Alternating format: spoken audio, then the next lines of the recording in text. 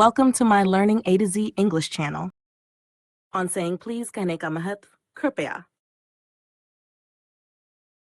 Alfred George Gardiner, 1865 to 1946, was born at Chelmsford in Essex in 1865. Alfred George Gardiner, 1865 से 1946, का जन्म 1865 में Essex के Chelmsford में हुआ था. He started his literary career as a journalist. उसने अपनी साहित्यिक करियर की शुरुआत एक पत्रकार के रूप में की. At the age of 37, he was appointed editor of the Daily News, London. 37 वर्ष की आयु में उसे लंदन के डेली न्यूज का संपादक नियुक्त किया गया. Under the pseudonym, pen name, Alpha of the Plough, he made regular contributions to the Daily News, the Manchester Evening News, etc. Alpha of the Plough, उपनाम का नाम के तहत, उसने daily news, the Manchester Evening News आदि में नियमित योगदान दिया. His essays are uniformly elegant, graceful and humorous. उसके निबंध समान रूप से सुरुचिपूर्ण, graceful और हास्यपूर्ण होते हैं. The pillars of society, pebbles on the shore, many furrows and leaves in the wind are some of his best-known writings. Society के स्तंभ, किनारे पर कंकड़, बहुत सारे कुवें और हवा में पत्ते, उसके कुछ प्रसिद्ध लेखन हैं. His uniqueness lies in his ability to teach the basic truths of life in an easy and amusing manner. उसकी विशेषता इस बात में है कि वह जीवन के बुनियादी सत्य को आसान और मनोरंजक तरीके से सिखाने में सक्षम है. He raised the question of morality in everyday life. उसने रोजमर्रा की जिंदगी में नैतिकता का सवाल उठाया. In On Saying Please, he points out the value of good manners in social life and emphasizes the importance of courtesy and politeness in daily behavior.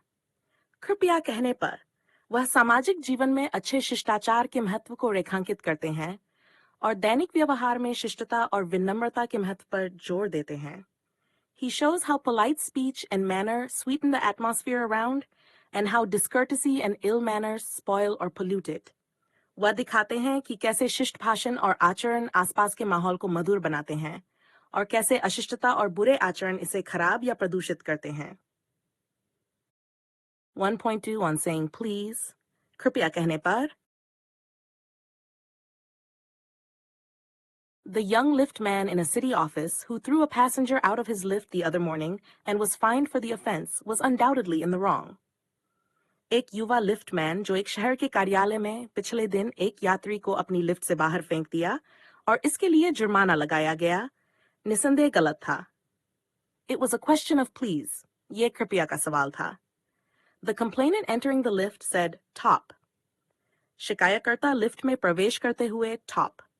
The liftman demanded top please, and this concession being refused, he not only declined to comply with the instruction, but hurled the passenger out of the lift.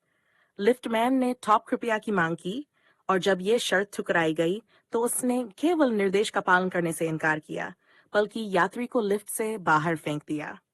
This, of course, was carrying a comment on manner too far. यह बेशक आचरण पर टिप्पणी को बहुत दूर ले जाना था. Discourtesy is not a legal offense, and it does not excuse assault and battery. अशिष्टता कोई कानूनी अपराध नहीं है, और यह हमला और शारीरिक हमला को माफ नहीं करता है. If a burglar breaks into my house and I knock him down, the law will acquit me, and if I'm physically assaulted, it will permit me to retaliate with reasonable violence. अगर एक चोर मेरे घर में घुसता है और मैं उसे गिरा देता हूं, तो कानून मुझे बरी कर देगा. और अगर मुझे शारीरिक हमला किया जाता है, तो ये मुझे उचित हिंसा से प्रतिकार करने की अनुमति देगा. It does this because the burglar and my assailant have broken quite definite commands of the law. ये इसलिए करता है क्योंकि चोर और मेरे हमलावर ने कानून के कुछ निश्चित आदेशों का उल्लंघन किया है. But no legal system could attempt to legislate against bad manners, or could sanction the use of violence against something which it does not itself recognize as a legally punishable offense. लेकिन कोई भी कानूनी व्यवस्था बुरे आचरण के खिलाफ कानून बनाने की कोशिश नहीं कर सकती या कुछ ऐसा करने के लिए हिंसा के उपयोग को मंजूरी नहीं दे सकती जिसे वह स्वयं कानूनी रूप से दंडनीय अपराध नहीं मानती.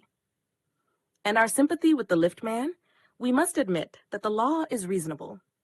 और लिफ्टमैन के प्रति हमारी सहानुभूति के बावजूद हमें यह स्वीकार करना चाहिए कि कानून उचित है. It would never do if we were at liberty to box people's ears because we did not like their behavior or the tone of their voices or the scowl on their faces. यह कभी ठीक नहीं होगा अगर हमें लोगों के कान खींचने की स्वतंत्रता होती, सिर्फ इसलिए क्योंकि हमें उनका व्यवहार, उनके स्वर का उछाल या उनके चेहरे का गुस्सा पसंद नहीं था. Our fists would never be idle, and the gutters of the city would run with blood all day. हमारी मुट्ठियां कभी भी निष्क्रिय नहीं होती और शहर की नालियां पूरे दिन खून से भरी रहती. I may be as uncivil as I may please, and the law will protect me against violent retaliation. मैं जितना चाहूं उतना अशिष्ट हो सकता हूं और कानून मुझे हिंसक प्रतिकार से बचाएगा. I may be haughty, मैं अभिमानी हो सकता हूं. And there is no penalty to pay except the penalty of being written down an ill-mannered fellow. या अशिष्ट या कुरूप होने पर कोई सजा नहीं होती, सिवाय इसके कि उसे एक अशिष्ट व्यक्ति के रूप में लिखा जाएगा. The law does not compel me to say please or to attune my voice to other people's sensibilities any more than it says that I shall not wax my mustache or dye my hair or wear ringlets down my back. कानून मुझे कृपया कहने या अपनी आवाज को दूसरों की संवेदनाओं के अनुसार डालने के लिए मजबूर नहीं करता, जैसे ये नहीं कहता कि मुझे अपनी मूंछें नहीं मोचनी चाहिए, अपने बालों को रंगना नहीं चाहिए या अपनी पीठ पर लटके हुए बाल नहीं पहनने चाहिए. It does not recognize the laceration of our feelings as a case for compensation. यह हमारे भावनाओं के आहत होने को मुआवजे के लिए मामला नहीं मानता. There is no allowance for moral and intellectual damages in these matters. इन मामलों में नैतिक और बौद्धिक नुकसान के लिए कोई मुआवजा नहीं है. This does not mean that the damages are negligible.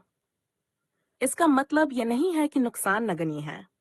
It is probable that the liftman was much more acutely hurt by what he regarded as a slur upon his social standing than he would have been if he had a kick on the shins, for which he could have got a legal redress.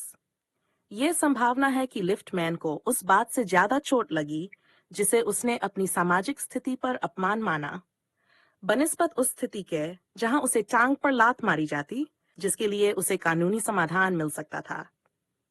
The pain of a kick on the shins soon passes away, but the pain of a wound to our self-respect or our vanity may poison a whole day. टांग पर लात मारने का दर्द जल्दी खत्म हो जाता है, लेकिन हमारे आत्मसम्मान या अहंकार को हुई चोट का दर्द पूरे दिन को जहर बना सकता है. I can imagine that liftman, denied the relief of throwing the author of his wound out of the lift, brooding over the insult by the hour, and visiting his wife in the evening as the only way of restoring his equilibrium. मैं यह कल्पना कर सकता हूं कि liftman, जिसे अपनी चोट के कारण उसे लिफ्ट से बाहर फेंकने का राहत नहीं मिल पाया, घंटे दर घंटे अपमान पर विचार करता होगा और अपनी मानसिक स्थिति को पुनस्थिर करने के लिए शाम को अपनी पत्नी से मिलता होगा. For there are few things more catching than bad temper and bad manners. क्योंकि खराब मिजाज और बुरी आदतों से अधिक संक्रामक चीजें कम ही होती हैं. When Sir Anthony Absolute bullied Captain Absolute, the latter went out and bullied his man, Fag, whereupon Fag went out downstairs and kicked the page boy. जब सर एंथनी एब्सोल्यूट ने कप्तान एब्सोल्यूट को परेशान किया, तो उसने बाहर जाकर अपने आदमी फेग को परेशान किया, जिसके बाद फेग नीचे जाकर पेज बॉय को लात मारता है. Probably the man who said top to the lift man was really only getting back on his employer, who had not said good morning to him, because he himself had been henpecked at breakfast by his wife, to whom the cook had been insolent because the housemaid had answered her back. संभवतः वह आदमी जिसने liftman से top कहा था, वास्तव में सिर्फ अपने नियोक्ता से बदला ले रहा था, जिसने उसे गुड मॉर्निंग नहीं कहा था, क्योंकि उसे खुद ही नाश्ते में अपनी पत्नी ने परेशान किया था, जिसके साथ रसोइया ने बेइज्जती की थी, क्योंकि हाउसमेड ने उसे जवाब दिया था. We infect the world with our ill humors. हम अपनी बुरी मिजाज से दुनिया को संक्रमित करते हैं.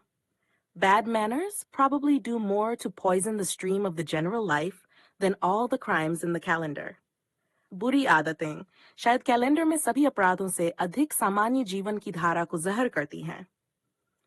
For one wife who gets a black eye from an otherwise good-natured husband, there are 100 who live a life of martyrdom under the shadow of a morose temper.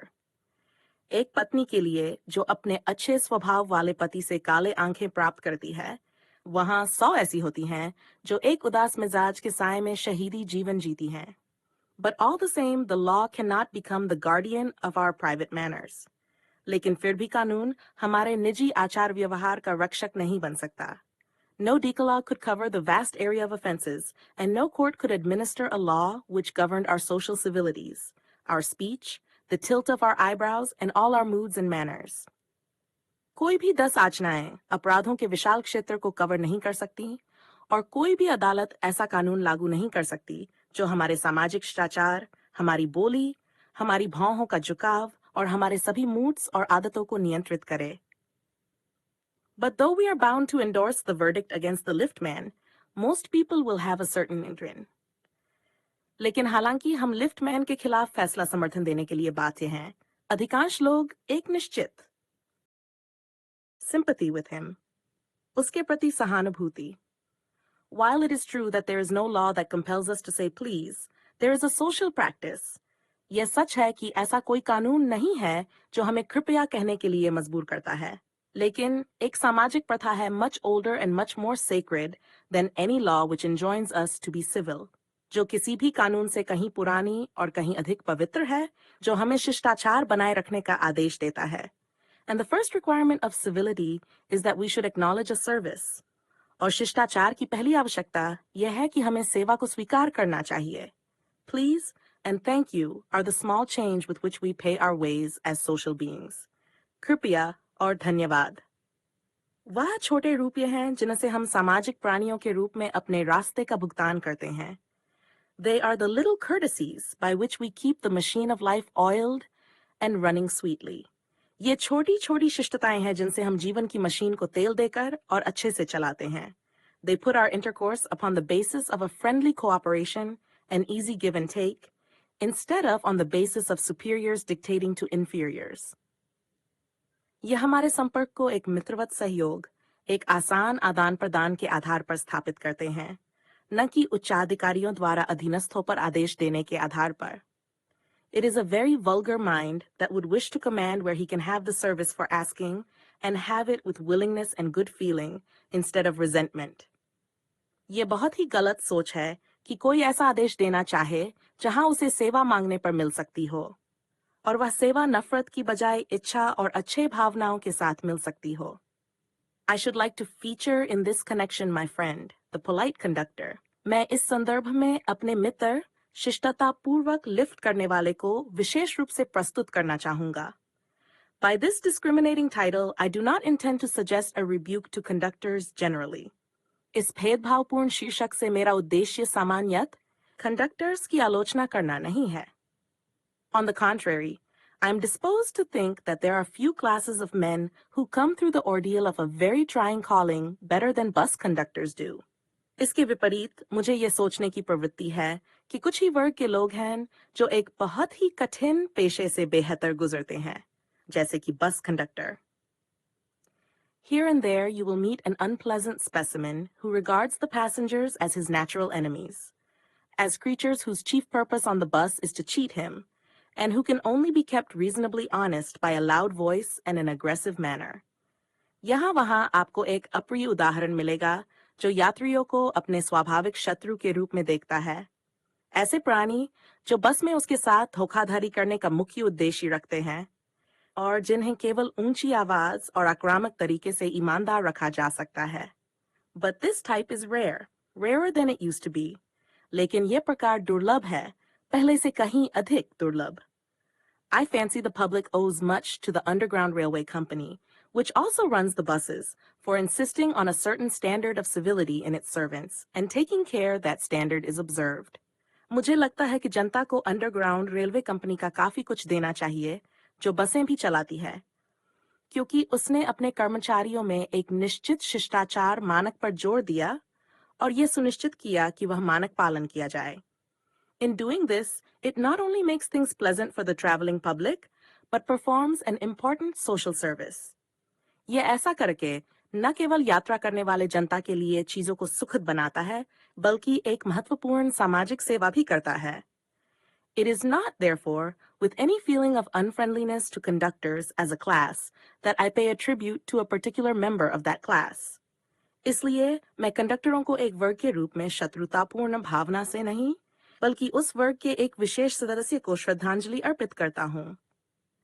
I first became conscious of his existence one day when I jumped onto a bus and found that I had left home without any money in my pocket.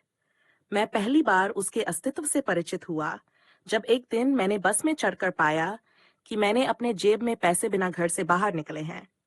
Everyone has had the experience and knows the feeling, the mixed feeling, which the discovery arouses. हर किसी ने इस अनुभव को किया है और उस मिश्रित भावना को जाना है जो ये खोज उत्पन्न करती है.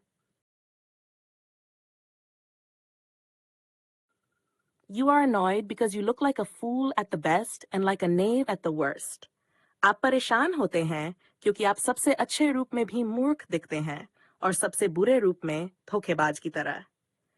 You would not be at all surprised if the conductor eyed you coldly as much as to say, आप बिल्कुल भी आश्चर्यचकित नहीं होंगे यदि कंडक्टर आपको ठंडे नजरों से देखता और कहता,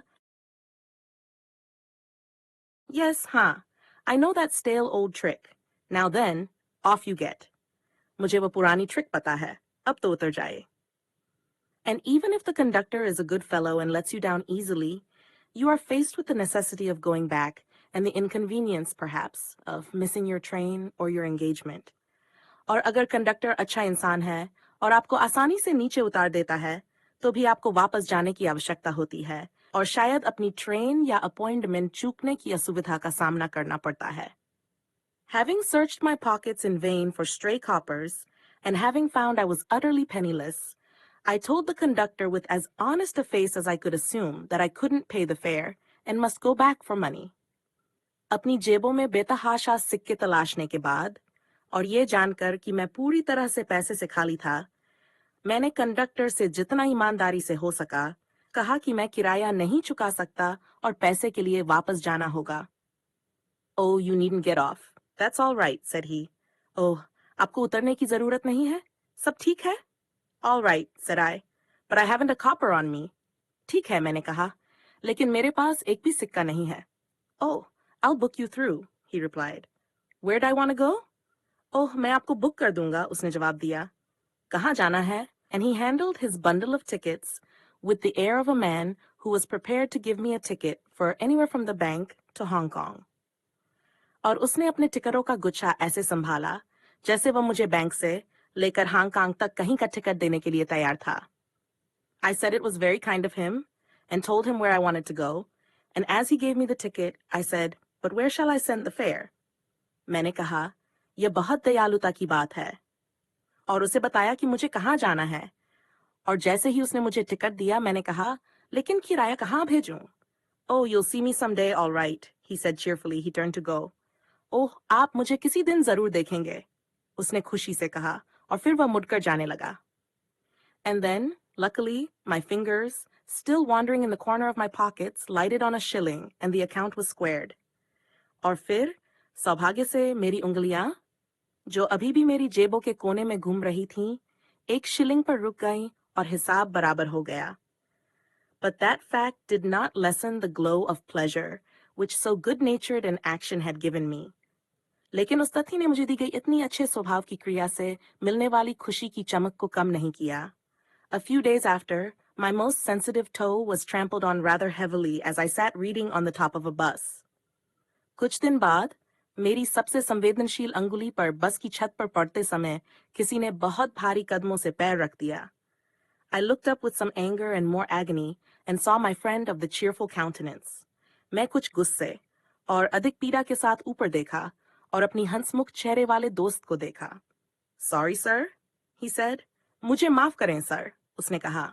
I know these are heavy boots. Got 'em because my own feet get trod on so much, and now I'm treading on other people's. Hope I didn't hurt you, sir. मुझे पता है कि ये भारी बूट हैं. इन्हें इसलिए लिया क्योंकि मेरे अपने पैर इतने ज्यादा रौंदे जाते हैं और अब मैं दूसरों के पैरों पर कदम रख रहा हूं. उम्मीद है कि मैंने आपको चोट नहीं पहुंचाई, sir. He had hurt me, but he was so nice about it that I assured him he hadn't. उसने मुझे चोट पहुंचाई थी, लेकिन वह इतने अच्छे थे कि मैंने उसे यकीन दिलाया कि उसने मुझे चोट नहीं पहुंचाई. After this, I began to observe him whenever I boarded his bus and found a curious pleasure in the constant good nature of his bearing. इसके बाद, मैंने जब भी उसकी बस में चढ़ा, तो उसे देखा और उसके निरंतर अच्छे स्वभाव में एक अजीब सा सुख पाया. He seemed to have an inexhaustible fund of patience and a gift for making his passengers comfortable. उसमें असाधारण धैर्य का एक अनमोल खजाना था और यात्रियों को आरामदायक बनाने की क्षमता थी. If it was raining, he would run up the stairs to give someone the tip that there was room inside. मैंने देखा कि अगर बारिश हो रही होती तो वह सीढ़ियों तक दौड़कर किसी को यह संकेत देता कि अंदर जगह है. With old people, he was as considerate as a son, and with children as solicitous as a father. बुजुर्गों के साथ वह बेटे की तरह विचारशील होते और बच्चों के साथ पिता की तरह चिंतित होते. He had evidently a peculiarly warm place in his heart for young people, and always indulged in some merry jest with them.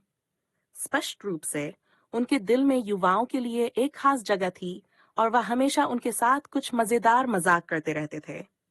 If he had a blind man on board, it was not enough to set him down safely on the pavement. अगर उसके पास एक अंधा आदमी होता तो उसे footpath पर सुरक्षित रूप से उतार देना पर्याप्त नहीं होता. He would call to Bill, वह बिल को आवाज देता.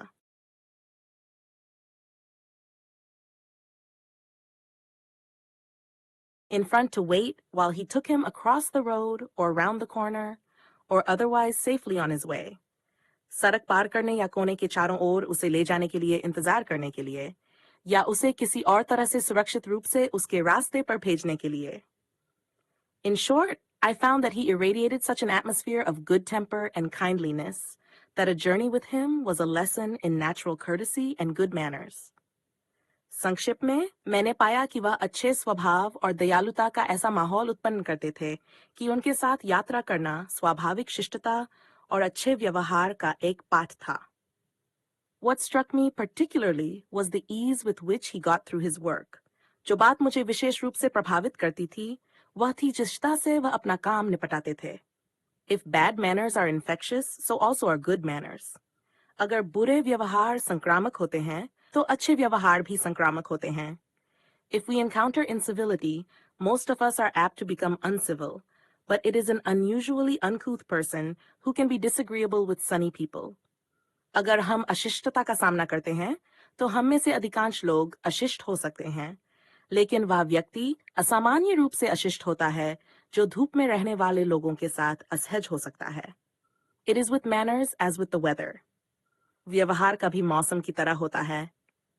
Nothing clears up my spirits like a fine day, said Keats, and a cheerful person descends on even the gloomiest of us with something of the benediction of a fine day. अच्छे दिन की तरह मेरी आत्मा को कुछ भी साफ नहीं करता, कीट्स ने कहा था, और एक खुशमिजाज व्यक्ति हमारे सबसे उदास लोगों पर भी अच्छे दिन के आशीर्वाद की तरह उतरता है. And so it was always fine weather on the polite conductor's bus, and his own civility, his conciliatory address and good-humored bearing infected his passengers. और इसलिए हमेशा अच्छे मौसम की तरह था शिष्ट कंडक्टर की बस में, और उसकी अपनी शिष्टता, उसका सुलभपूर्ण व्यवहार और अच्छे स्वभाव से भरा व्यवहार उसके यात्रियों को प्रभावित करता था. In lightening their spirits, he lightened his own task. उनकी आत्माओं को हल्का करने में उसने अपना काम भी हल्का कर लिया. His gaiety was not a wasteful luxury, but a sound investment. उसकी खुशी कोई बेकार विलासिता नहीं थी, बल्कि एक अच्छा निवेश था. I have missed him from my bus route of late, but I hope that only means that he has carried his sunshine onto another road. हाल ही में मैं उसे अपनी बस रूट से मिस कर रहा हूँ, लेकिन मुझे उम्मीद है कि इसका मतलब केवल यह है कि उसने अपनी धूप को एक और रास्ते पर ले लिया है. It cannot be too widely diffused in a rather drab world. यह एक अपेक्षाकृत नीरस दुनिया में ज्यादा फैल नहीं सकता.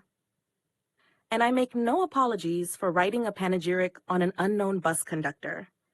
और मैं एक अज्ञात बस कंडक्टर पर प्रशंसा लिखने के लिए कोई माफी नहीं मांगता. If Wordsworth could gather lessons of wisdom from the poor leech gatherer on the lonely moor, I see no reason why lesser people should not take lessons in conduct from one who shows how a very modest calling may be dignified by good temper and kindly feeling. अगर Wordsworth अकेले मोर पर गरीब लिच gatherer से खान के पाठ ले सकते थे, तो मुझे कोई कारण नहीं दिखता कि क्यों छोटे लोग एक ऐसे व्यक्ति से आचरण के पाठ न लें, जो ये दिखाता है कि कैसे एक बहुत साधारण पेशा अच्छे स्वभाव और दयालु भावना से प्रतिष्ठित हो सकता है. It is a matter of general agreement that the war has had a chilling effect upon those little everyday civilities of behavior that sweeten the general air. ये सामान्य सहमति का विषय है कि युद्ध ने उन छोटे छोटे व्यवहारिक शिष्टाचारों पर एक ठंडा प्रभाव डाला है जो सामान्य वातावरण को मधुर बनाते हैं. We must get those civilities back if we are to make life kindly and tolerable for each other. हमें उन शिष्टाचारों को वापस लाना होगा यदि हमें एक दूसरे के लिए जीवन को दयालु और सहनशील बनाना है. We cannot get them back by invoking the law. हम उन्हें कानून को लागू करके वापस नहीं पा सकते.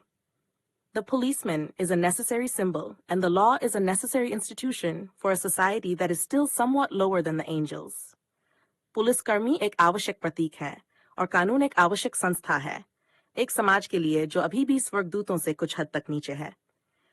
But the law can only protect us against material attack.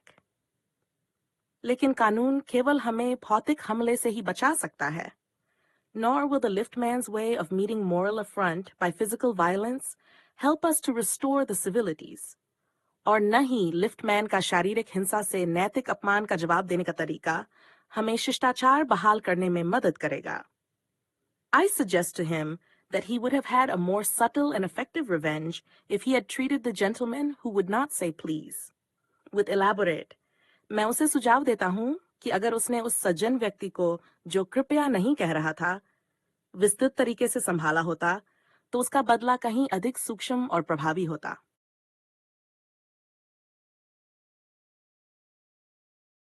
Politeness. He would have had the victory not only over the boar but over himself, and that is the victory that counts. उसे न केवल उस अशिष्ट व्यक्ति पर बल्कि अपने आप पर भी विजय मिलती और वही जीत महत्वपूर्ण है. The polite man may lose the material advantage, but he always has the spiritual victory. शिष्ट व्यक्ति भौतिक लाभ खो सकता है, लेकिन उसके पास हमेशा आध्यात्मिक विजय होती है. I commend to the liftman a story of Chesterfield. मैं लिफ्टमैन को चेस्टरफील्ड की एक कहानी सुझाता हूँ. In his time, the London streets were without the pavements of today, and the man who took the wall had the driest footing. उसके समय में London की सड़कों पर आज की तरह फुटपाथ नहीं थे, और जो आदमी दीवार लेता था, उसके पास सबसे सुखद स्थिति होती थी. I never give the wall to a scoundrel, said a man who met Chesterfield one day in the street. मैं कभी भी एक दुष्ट आदमी को दीवार नहीं देता. एक आदमी ने चेस्टरफील्ड से एक दिन सड़क पर मिलने पर कहा. I always do, said Chesterfield, stepping with a bow into the road. मैं हमेशा करता हूँ, चेस्टरफील्ड ने कहा, और उसने एक बौद्धिक झुकाव के साथ सड़क में कदम रखा. I hope the liftman will agree that his revenge was much more sweet than if he had flung the fellow into the mud. मुझे उम्मीद है कि लिफ्टमैन ये मानेंगे कि उसका बदला उस व्यक्ति को कीचड़ में फेंकने से कहीं अधिक मीठा.